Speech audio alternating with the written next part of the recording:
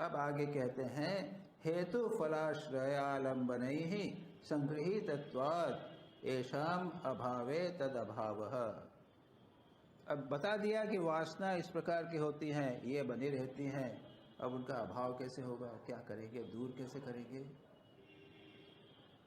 कहते हैं हेतु फल और आश्रय, तीन बात कहते हैं, हेतु फल आश्रय और एक और चीज है शब्दादि विषय।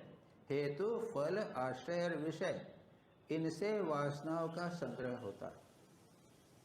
वासनाएं कैसे होती हैं ये बताया। हेतु कुछ कारण है उनका, उसका फल होता है, उस फल से हम चिपक जाते हैं। उसके बाद आश्रय, उनका एक आश्रय है, भंडार है। और विषय, यदि ये चारों हट जावे तो वासना चल जाए। देखिए कैसा कहते हैं, मन में कोई वासना उदित होने पर वह अपना फल गिने बिना नष्ट नहीं होती। एक वासना उत्पन्न हुई तो उसका फल होगा। फिर चित्त समस्त पूर्व वासनाओं कर्म संस्कारों का आश्रय है। चित्त में भंडार है, बहुत सारी वासनाओं का भंडार है, तो आश्रय भी है, फल भी है, भंडार भी है। ये वासना संस्कार के रूप में संचित होती है।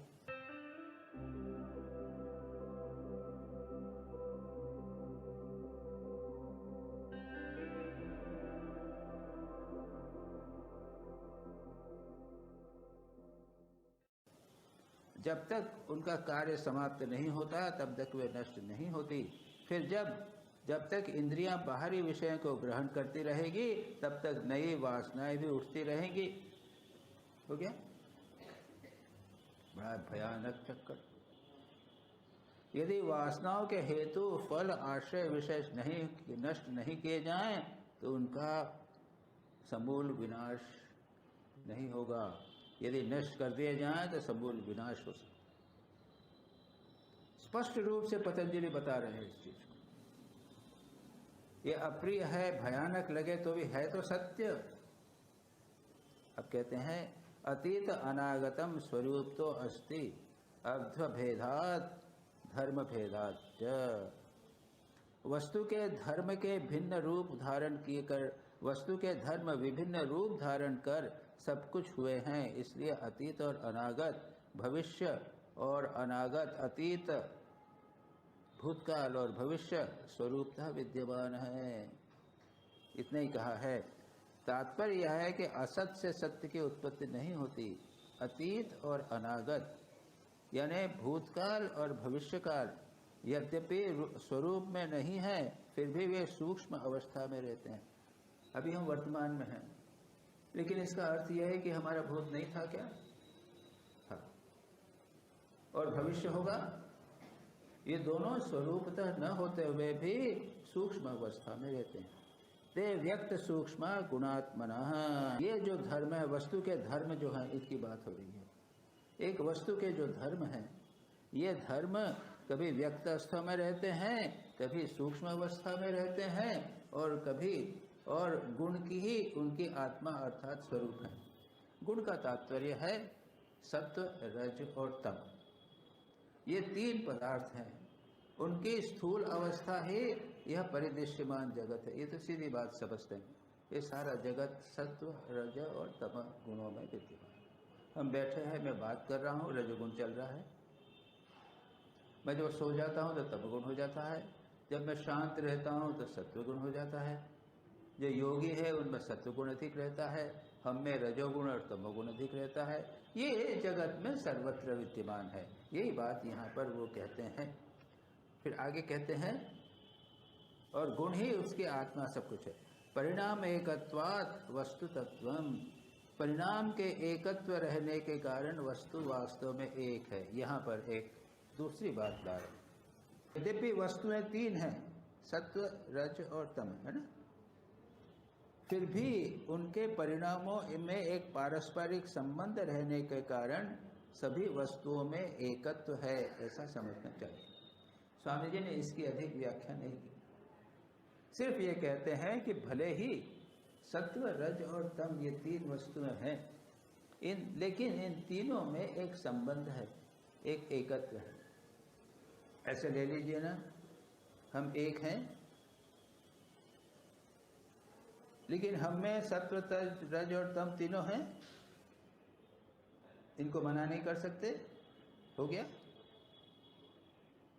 सारी सृष्टि में सत्व रज तम है, लेकिन सृष्टि एक है। वस्तु साम्य एयोः विभक्तः पंथा। अब ये हो गया वस्तु साम्य, एक वस्तु है।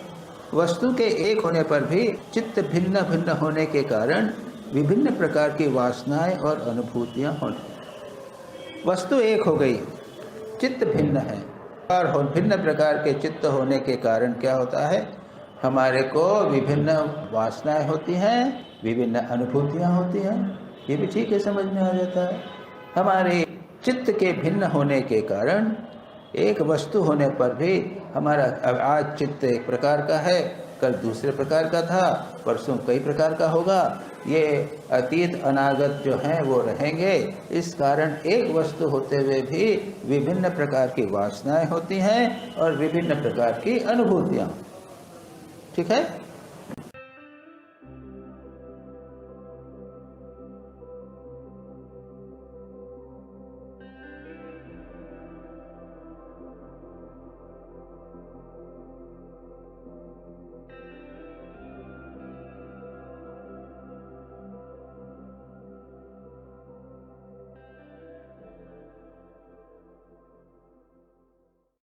उपराग अपेक्षत्वात् चित्तस्य वस्तु ज्ञात अज्ञातम।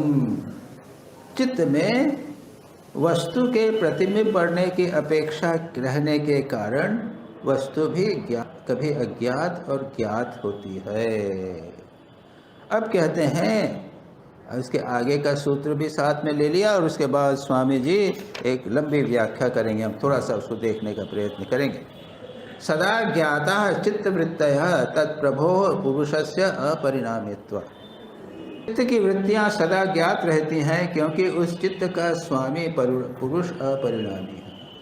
यहाँ दो बातें कर दी, चित्त अलग है और पुरुष जो आत्मा है वो अलग है।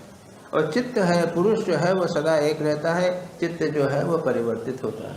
इसलिए ये चित्त जो है वो जाना जा सकता है, ज्ञात हो जाता है। चित्त वृत्तियाँ सदा ज्ञात हो जाती हैं क्योंकि उनका जो चित्त स्वामी है वह अपरिणामी सदा विद्यमान रहता है। न तत्स्वाभासम दृश्यत्वात्। चित्त जो है वो दृश्य होने के कारण स्वप्रकाश नहीं है। अब यहाँ पर दो बातें आ रही हैं।